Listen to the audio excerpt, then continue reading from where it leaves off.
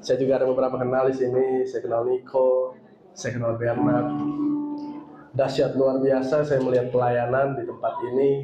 Pastor Santo begitu luar biasa. Dia kasih hatinya, dari tadinya kerja di sekuler, dia full time sekarang buat Tuhan. Amin. Bersyukur punya gembala seperti Pastor Santo. Kasih tepuk tangan dong buat Tuhan. Haleluya. Oke, terima kasih buat kesempatannya. Waktu saya pertama kali di WA sama Pastor Santo untuk sharing firman pada hari ini, Pastor Santo ngomong saya begini, visi kita berdampak buat kota. Saya lalu berpikir, apa yang harus saya bawain ya? Berdampak buat kota. Padahal kita ini minoritas kan. Gimana caranya sih minoritas bisa berdampak buat kota? Kota Lampung yang mayoritasnya sebenarnya bukan orang Kristen. Saya berdoa. Saya tanya sama Tuhan, Tuhan, apa yang mau Tuhan sampaikan buat teman-teman di TOR?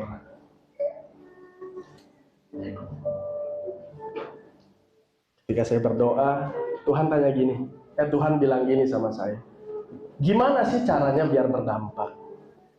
Dampak itu kan ada dua macam, berimpact, kasih dampak. Ada dua macam, dampak positif atau negatif. Kalau negatif kita nggak usah belajar. Semua orang bisa. Bahkan anak saya yang nggak saya ajarin bohong, sometimes dia bohong sama saya, nggak diajarin. Artinya apa? Artinya kita harus kasih dampak positif buat kota kita. Kemarin baru viral kan, Pak Jokowi datang tiba-tiba ngecek jalan gara-gara sebuah postingan salah satu TikTok influencer kan namanya Bima. Gara-gara postingan dia jadi berdampak buat kota Bandar Lampung. Singkat cerita, pembangunan jalan diambil alih oleh pusat, kurang lebih 800 miliar digelontorkan buat jalan-jalan. Jadi nanti kalau kita ke Rumbia udah nggak lagi rusak. Amin. Artinya apa? Postingan Bima membawa dampak, postingan Bima membawa impact yang positif buat Lampung. Walaupun awal-awalnya kan keluarganya sempat diintimidasi segala macam lah, tetek bengek lah. Tapi akhirnya semua selesai, dan apa yang dirindukan oleh teman-teman masyarakat Lampung terlaksana dengan baik. Oke, kita gimana sih cara kita buat kasih dampak buat kota kita? Apa karena you semua punya uang yang banyak bisa kasih dampak buat Lampung? Atau karena you punya talenta yang bagus bisa kasih dampak buat Lampung? Belum tentu. Apalagi nggak punya talenta, apalagi nggak punya uang, apalagi nggak punya sesuatu yang kita bagiin buat kota kita.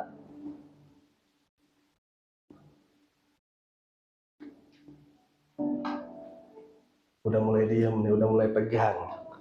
Jadi gimana caranya? Langkah pertama gimana caranya biar kita bisa berdampak buat kota kita? Menjadi benar. Menjadi benar. Pertanyaannya sekarang, bisa nggak kita menjadi benar? Bisa nggak kita menjadi benar?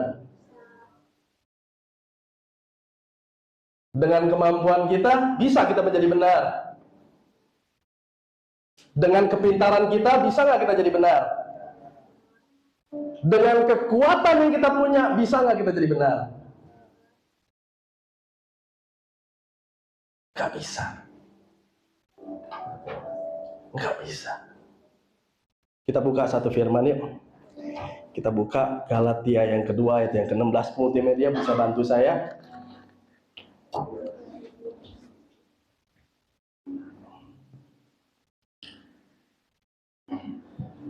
Firman Tuhan, kamu tahu bahwa tidak seorang pun yang dibenarkan karena melakukan hukum Taurat, tetapi hanya karena iman dalam Yesus Kristus. Sebab itu kami pun telah percaya kepada Kristus Yesus, supaya kami dibenarkan oleh karena iman dalam Kristus, dan bukan oleh karena melakukan hukum Taurat. Sebab tidak ada seorang pun yang dibenarkan oleh karena melakukan hukum Taurat. Artinya apa? Dengan kekuatan kita nggak bisa untuk hidup benar. Orang Israel udah pernah coba tuh. Dengan 10 perintah Tuhan, hukum Taurat, dia nggak akan pernah jadi benar. Nggak pernah, nggak bisa untuk jadi benar.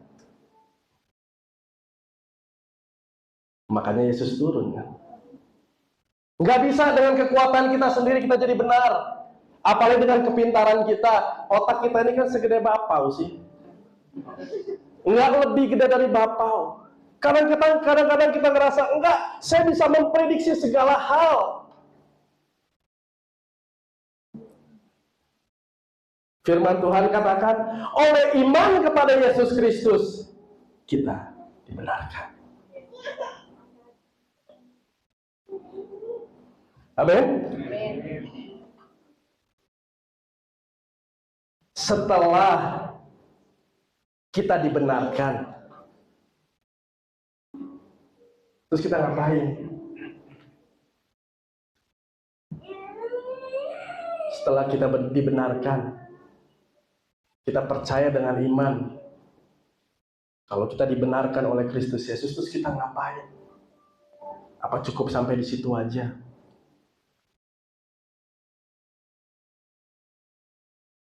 Saya ambil contoh, seorang siswa dulu sekolahnya kan di IPA, kalau IPA ya, kalau misalnya zaman saya dulu, kalau dia mau masuk dokter. Habis selesai SMA, dia kuliah di kedokteran. Setelah lulus kedokteran, dia mungkin kerja di rumah sakit, atau dia koas dulu, dia magang di rumah sakit. Sampai akhirnya dia ambil spesialis. Dan one day mungkin dia buka rumah sakit atau klinik. Atau seorang akuntan, sarjana akuntansi. Dia lulusin kuliahnya jurusan akuntansi. Setelah dia lulus kuliah, dia kerja sebagai akuntan. Abis kerja sebagai akuntan, dirasa udah cukup pengalamannya, dia buka kantor akuntan sendiri. Atau seorang pesepak bola, dia sekolah di sepak bola, sekolah sepak bola. Entah di La Masia-nya Barcelona, dia sekolah di situ. Tujuannya apa? Dia jadi pemain sepak bola profesional. Ada tahap demi tahap yang dia lalui di situ. Orang lain mungkin jalan-jalan di mall, dia harus latihan fisik. Artinya apa? Sebagai orang benar, kita pun harus pilih jalan yang benar. Bukan cuma berhenti sampai jadi orang benar aja. Kita berdoa sama Tuhan, Tuhan saya mau jadi dampak buat kota ini. Ketika kita percaya Tuhan udah benarkan saya karena Yesus. Setelah itu cari jalannya. Pilih jalan yang benar. Bukan jalan yang nggak benar.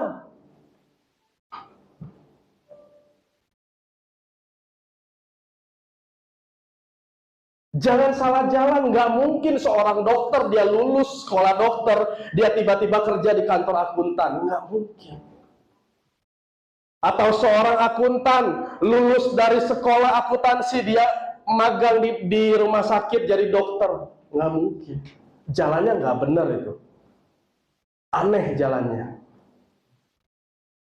Banyak orang yang nggak bisa jadi dampak. Nggak usah kita ngomong jauh-jauh. Banyak orang nggak bisa dampak, nggak bisa kasih dampak buat kota-kotanya, nggak bisa kasih dampak buat keluarganya, nggak bisa kasih dampak buat dirinya sendiri. Karena apa sih? Karena salah jalan. Dia salah jalan. Harusnya jalan A, dia pilih B. Banyak kita dengar, banyak di luar sana kita dengar hamba-hamba Tuhan yang awalnya jalannya benar buat ngerintis pelayanan, sampai akhirnya jadi gembala, dia putar balik jadi pengusaha.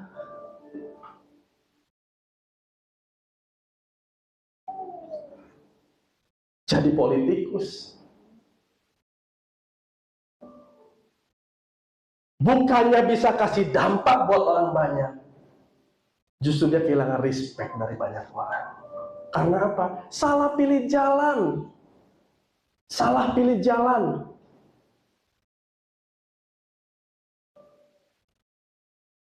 Amin. Jangan sampai kita salah pilih jalan. Ketika kita sadar kita orang yang dibenarkan karena Kristus, kita pilih jalan yang benar. Jalan yang benar itu kayak apa sih? Yuk kita buka Mazmur pasal yang pertama. Daud tulis ini di pasal yang pertama.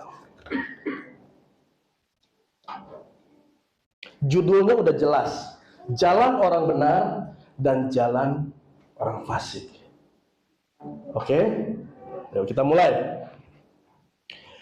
Berbahagialah orang yang tidak berjalan menurut nasihat orang fasik.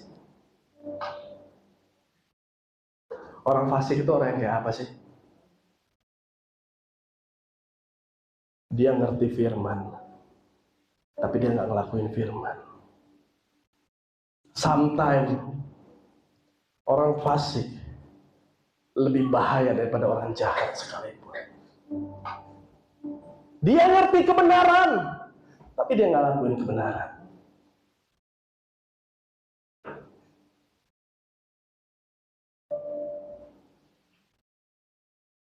Yang tidak berdiri di jalan orang berdosa.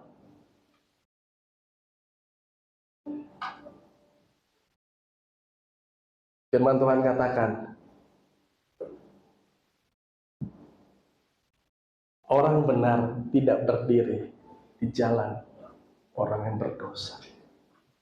Tadi Pastor Santo udah sampaikan 7 gunung mau kita kasih dampak. Tapi kalau kita ngumpulnya sama orang berdosa, mau kasih dampak apa? Mau kasih dampak apa?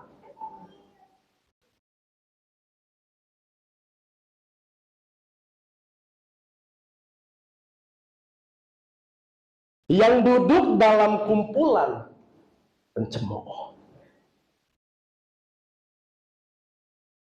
Kadang-kadang kita duduk-duduk santai-santai di Kopi Fore kan, atau di Starbucks, kopi kenangan, koken, ya kan? Kita paling suka duduk-duduk.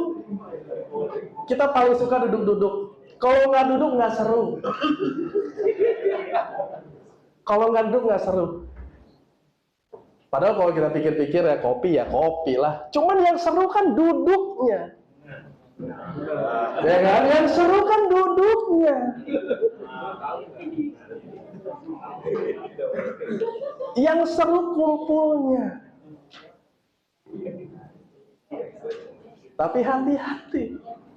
Kita kumpul sama siapa? Kumpulnya sama siapa?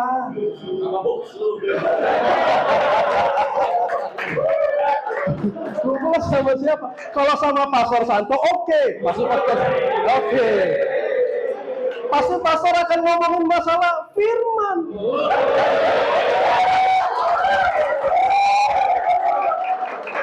Firman.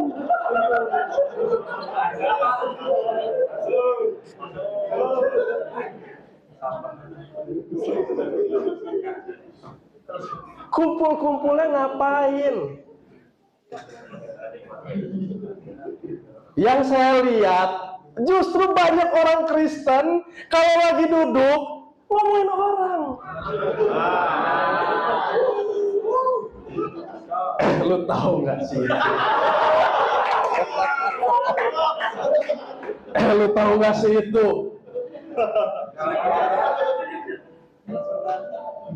Lu tahu nggak dia? Lu tahu nggak ceritanya?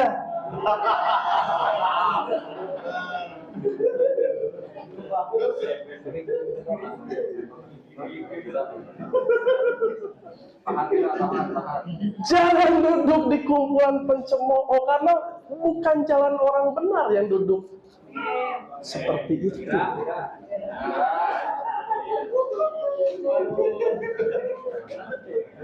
Kadang serba salah sih ya. Kadang-kadang kita suka diundang sama teman-teman. Pasrah di mana? Di sini. Merapat dong, kopken ya. Kapan udah merapat, pastor tahu nggak? Si A begini sih. Pastor tahu nggak sih itu baru putus karena begini.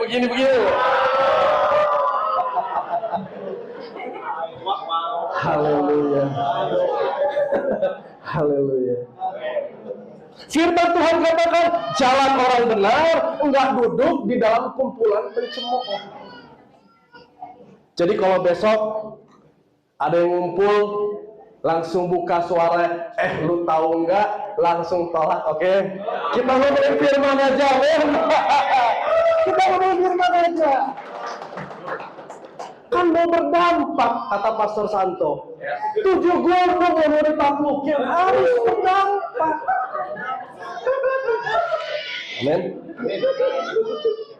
Tapi yang kesukaannya ialah Taurat Tuhan. Yang kesukaannya Taurat Tuhan. Yang kesukaannya firman Tuhan. Bukan gosip. Bukan kelakuan orang. Bukan aib orang yang diomongin. Tapi kesukaannya Taurat Tuhan.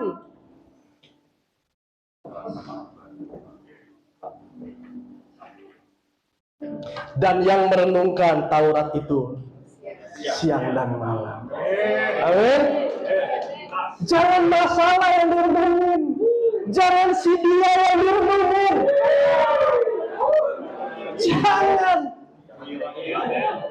Jangan. Tapi firman Tuhan katakan, renungin Taurat siang dan malam.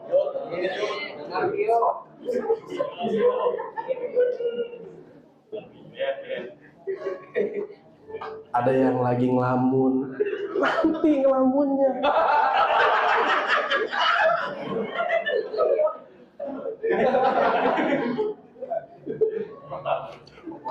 Orang benar itu senengnya renungin Taurat Tuhan siang dan malam. Tadi Pastor Santo udah sampein visinya. Pulang buka Alkitab, baca lagi. Apa yang Tuhan mau buat gereja ini? Gitu. Jangan mikirin, kok tadi dia nggak lihat saya ya? Kok dia nggak negor saya ya? Kok dia datangnya sama orang lain ya?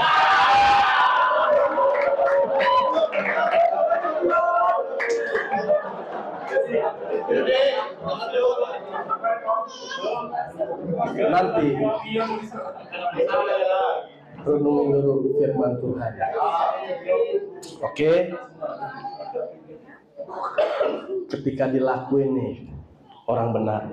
Orang benar itu seperti pohon yang ditanam di tepi aliran air, yang menghasilkan buahnya pada musimnya dan tidak layu daunnya. Apa saja yang diperbuatnya berhasil. Amin.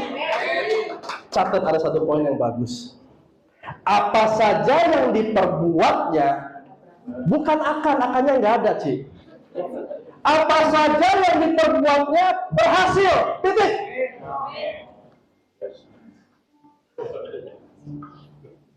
Mungkin teman-teman sekarang di sini ada yang punya usaha, ada yang belajar, ada yang ada yang dagang, ada yang mengembalakan seperti Pastor Santo. Pengembalanya akan berhasil. Pengembalanya berhasil, bisnisnya berhasil, sekolahnya berhasil. Terus saya berdoa sama Tuhan, Tuhan, kenapa sih diumpamainya kayak pohon? Kenapa sih nggak bilang jalan orang benar seperti batu karang yang kuat? Kenapa sih orang benar nggak diumpamain besi yang ditempa ribuan tahun yang keras?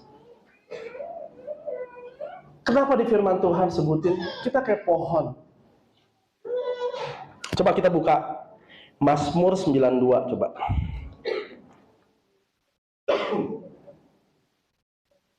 Semua suka cita, amin? Amin. Saya nggak nyindir, amin.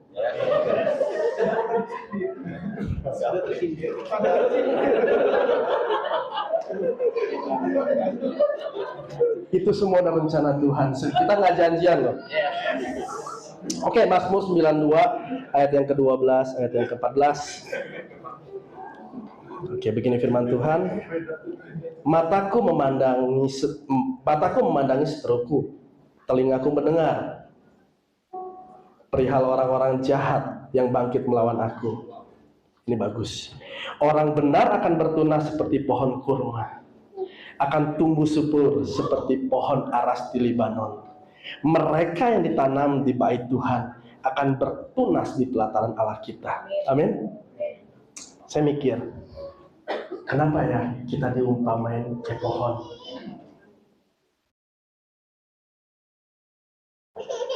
Karena pohon itu ada buahnya.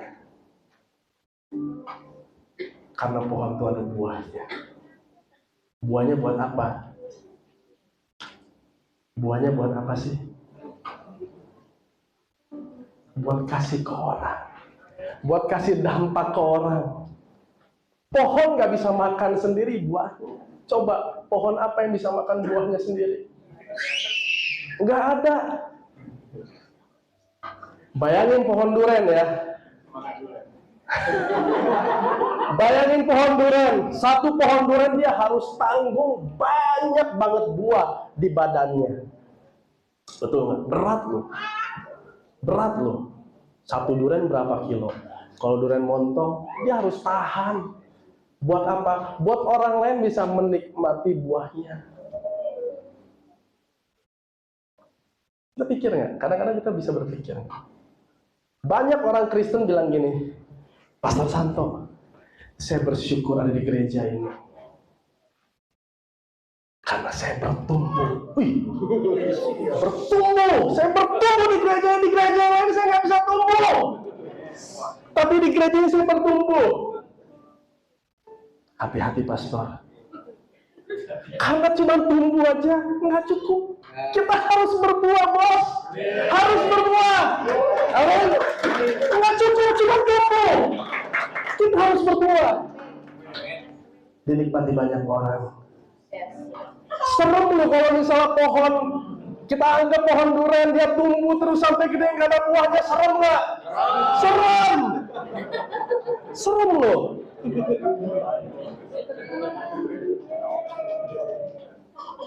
Dan kalau dia berbuah lebat, dia akan disayang sama orang.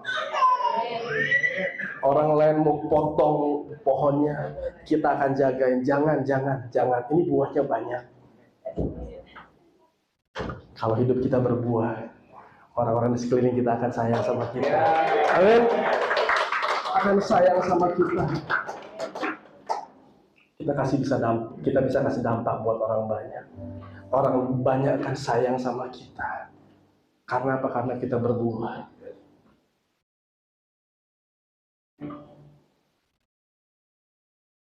Bayangin, dulu saya pernah kerja. Ada satu teman saya, ini orang apa ya? Ngeyel lah ya. Ngeyel. Ini orang ngeyel banget ini orang. Jadi sukanya yang enggak lah sukanya. Suatu ketika dia cuti. Seminggu atau 2 minggu saya lupa karena ada keperluan satu dan lain hal. Ketika dia cuti, biasanya kita di sini aja nih. Kalau satu orang nggak datang, kita pasti cari dia dong. Kemana sih si A nggak datang? Kemana sih si B nggak datang? Tapi orang ini, waktu dia cuti, kita semua malah senang. Kenapa nggak sekalian resign aja dalam hati? Jadi kita nggak ketemu lagi. Jangan sampai jadi orang yang ketika kita nggak ada, bukannya dicari malah disyukurin.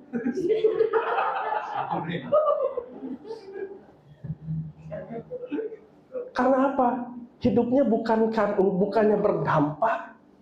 Kita nggak usah ngomong buat kota, buat keadaan kita, buat lingkungan kita yang sekitar. Kita nggak bisa jadi dampak. Gimana buat kota?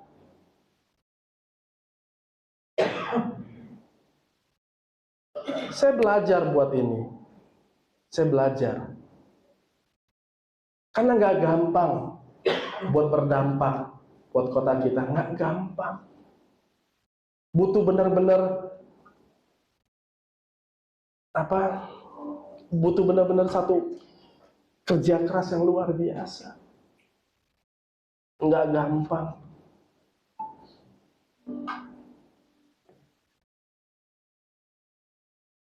Jadi coba sekarang kita koreksi diri kita sendiri, kita tanya diri kita sendiri.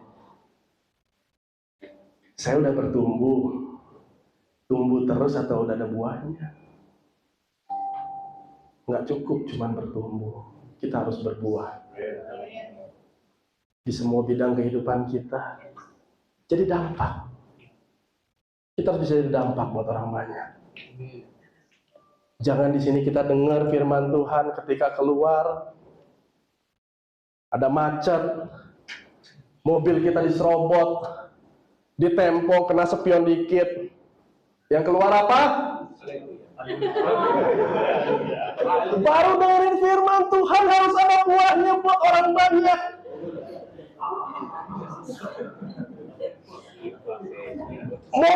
Misalnya motor tua, bapak-bapak buka kaca, gua beli juga motor lu.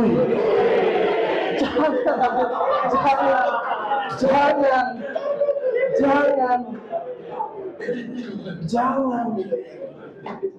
Nanti kalau bapak ini tahu, itu kayaknya jemaator deh.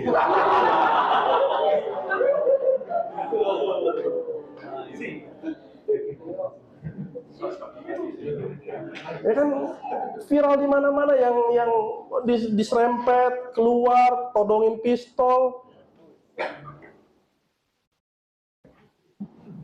Enggak gampang ternyata di jalan orang benar tuh enggak gampang. Kita sadar nih kita dibenarkan karena Kristus. Kita udah pilih jalan benar pun enggak gampang.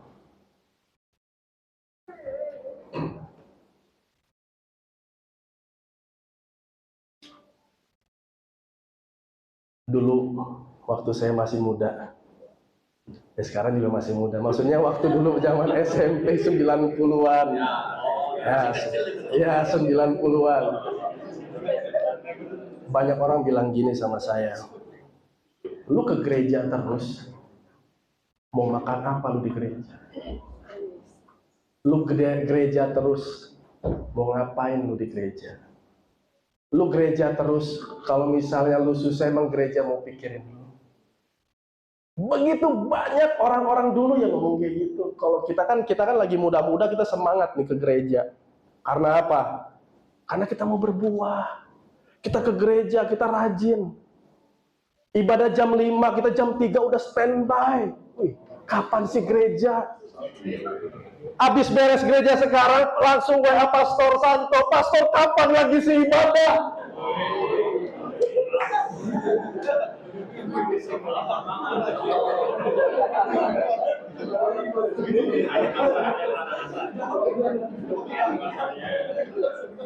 Ya kan?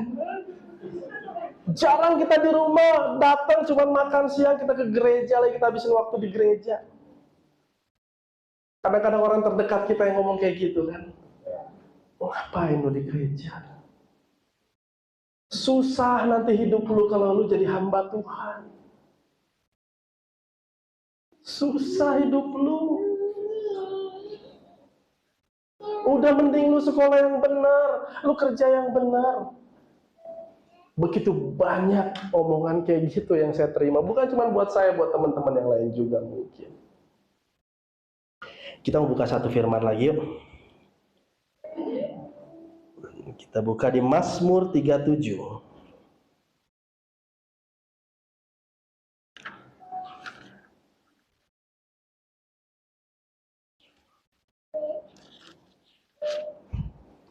Mazmur 37 ayat yang ke-25. Ini Daud yang ngomong. Daud yang ngomong.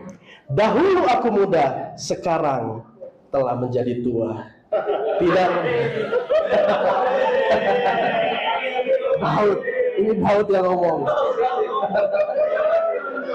Ini Daud yang ngomong. Dahulu aku muda, sekarang aku menjadi tua. Tidak pernah kulihat orang benar ditinggalkan dan anak cucunya minta-minta roti. Amin.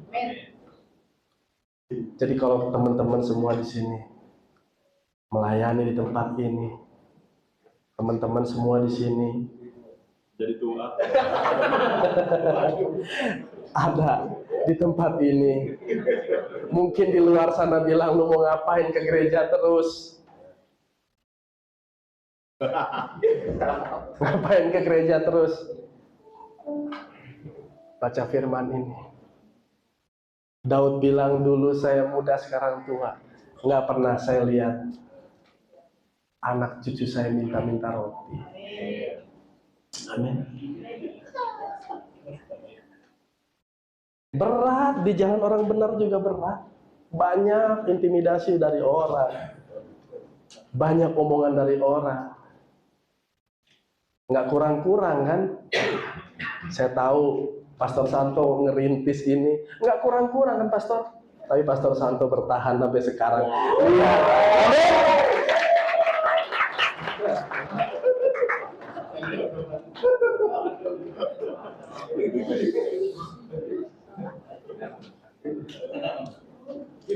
Sekali lagi, saya mau ngajak teman-teman semua di sini, buat kita apa sih, kita kasih dampak buat kota.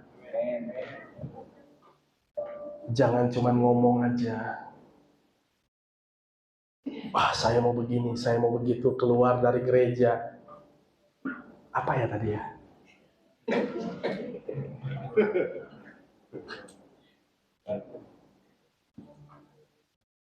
Amin.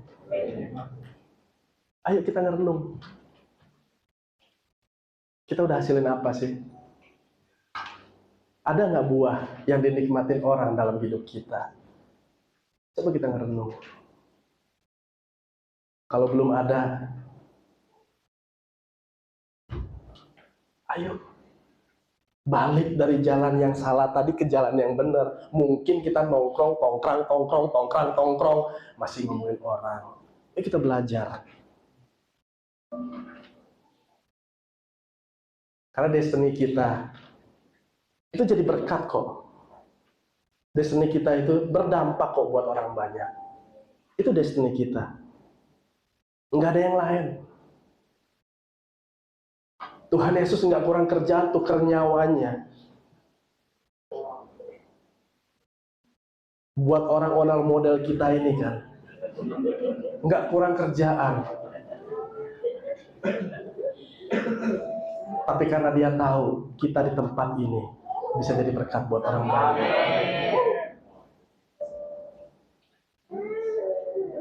Ayat terakhir, paling seneng kalau ayat terakhir kan.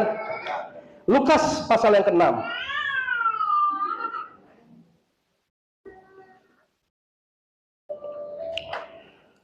Lukas pasal yang ke-6.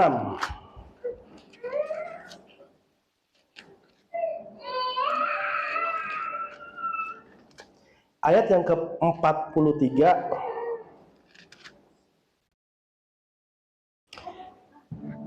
Saya baca. Judulnya aja pohon dan buahnya. Lagi-lagi pohon dan buahnya. Lagi-lagi. Karena tidak ada pohon yang baik yang menghasilkan buah yang tidak baik. Dan juga tidak ada pohon yang tidak baik yang menghasilkan buah yang baik. Enggak ada debat ya. Duren, buahnya duren. Mangga, buahnya mangga. 44. Setiap pohon dikenal daripada buahnya. Karena dari semak duri orang tidak memetik buah arah, dan dari duri-duri tidak memetik buah anggur. Setiap pohon dikenal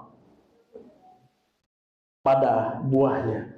Selain saya, mungkin di tempat ini ada. Saya kadang-kadang ada satu buah, saya nggak tahu pohonnya, tapi saya tahu buahnya.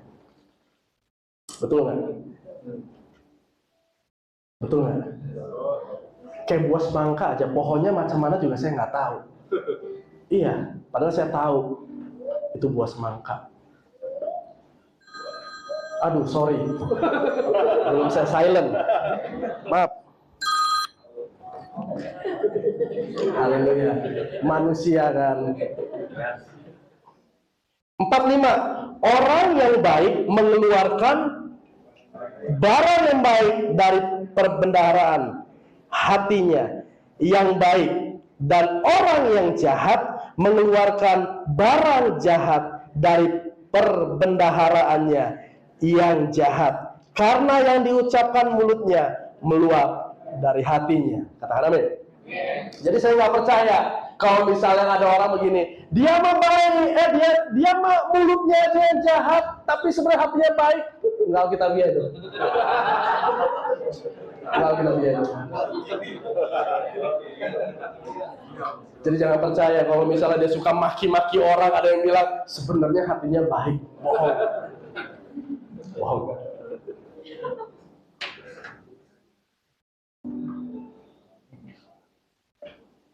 Yuk, kita sama-sama di sini di tempat ini.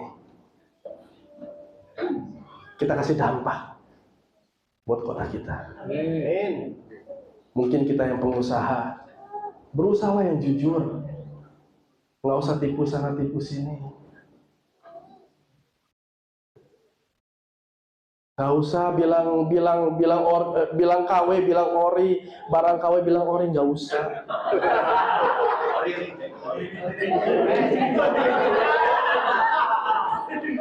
Nggak usah. Oh, KW beli nama sudah.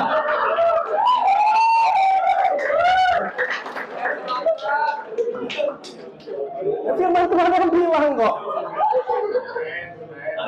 Hati raja-raja di tangan Tuhan, tenang aja, ada yang beli pasti. Buat yang sekolah yang benar, udah nggak usah nyontek, nggak usah titip absen, nggak usah. Kalau nggak masuk ya tanggung jawab, udah. Di saat kita bilang ini ori, ini KW, ada konsumen datang, Pak ini kayaknya KW Pak, di sana bilang ori, enggak ini KW Pak. Langsung dia bilang gini, kok bapak bisa sih ngomong begitu? Wis, bener nggak?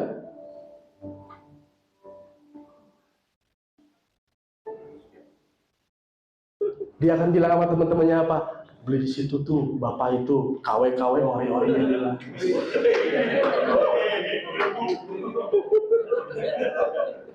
Orang lain akan tanya-tanya, lu gereja di mana sih? Di tol.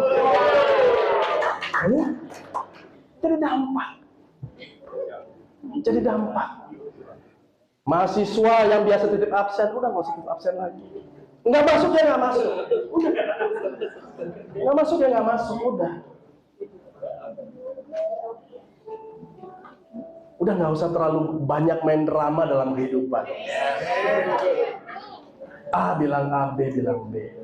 Nggak usah banyak drama-drama. Nggak usah takut. Nggak usah takut. Kalau hari ini belum berbuah, sabar. Firman Tuhan katakan, pada musimnya akan berbuah. Hari ini lagi musim duren, duku nggak berbuah. Duku berbuah, jambu nggak berbuah. Jambu berbuah, semangka mungkin nggak berbuah. Tenang. Asal kita di jalan yang benar. Asal kita di jalan yang benar. Nggak usah takut. Firman Tuhan juga ada kan, dia bilang jalan orang benar itu makin lama makin terang. Ih, kok kayak nggak percaya gitu, ada firmannya loh. Firman terakhir. Haleluya. Amsal 4 ayat 18. Masa sih makin lama makin terang? Kayak nggak percaya sama saya. Ayo kita buka. Amsal 4 ayat ke-18. Tapi jalan orang benar itu seperti cahaya fajar yang kian bertambah terang sampai rembang tengah hari. Kalau bahasa sekarang, makin lama makin glowing.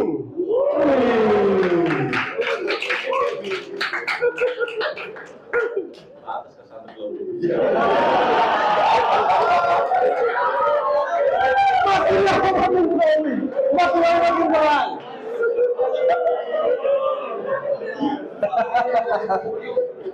Kok kayak Sri Mulat saya di sini ya?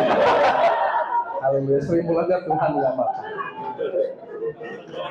Ketika kita semua udah di jalan yang benar, kita pilih jalan yang benar, belum berbuah, sabar. Oke? Sabar. Nikmatin prosesnya. Jalan orang benar tuh makin lama makin terang, bukan makin redup.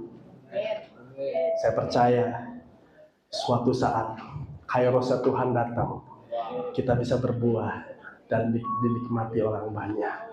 Bukan cuma di Lampung, di luar Lampung, bahkan Indonesia. Amin. Enggak ada yang mustahil. Enggak ada yang mustahil. Sebagai penutup, saya mau mengajak teman-teman semua di sini,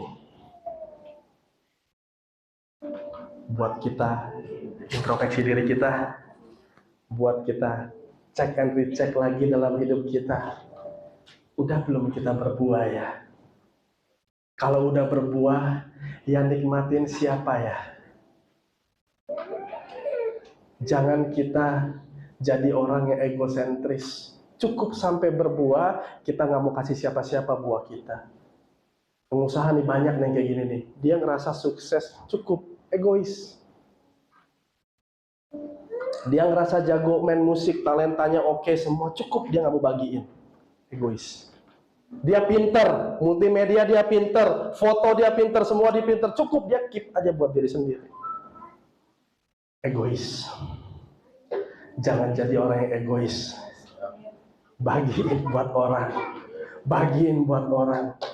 Amin. Bagiin buat orang. Buah mangga yang lebat bukan main. Ketika dia habis buahnya buat dinikmati orang banyak, dia mati? Enggak. Dia tumbuh lagi. Dia bagi lagi, dia tumbuh lagi, dia bagi lagi, dia tumbuh lagi, dia bagi lagi buat orang banyak. Sampai kapan? Sampai Tuhan Yesus datang. Amin. Sampai Tuhan Yesus datang.